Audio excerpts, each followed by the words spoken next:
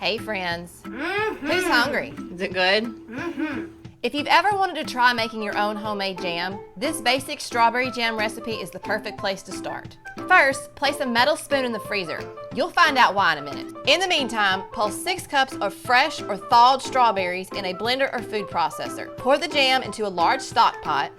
Then add 1/4 cup of bottled lemon juice and 3 tablespoons of low sugar powdered pectin. Stir everything together.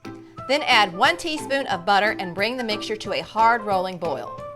Hard rolling boil means the liquid doesn't stop boiling when you stir it. Add 1½ cups of white sugar and stir to dissolve. Continue to boil for 1 minute, stirring constantly, then remove the pan from the heat.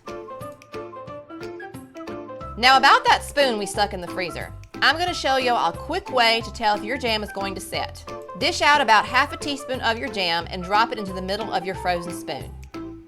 Give it a few seconds. If the jam on the spoon thickens, your jam will set once it cools completely. While the jam is still warm, ladle it into glass jars. I like to use 8-ounce jelly jars. Leave a 1/4 inch of space between the top of the jar and the surface of the jam.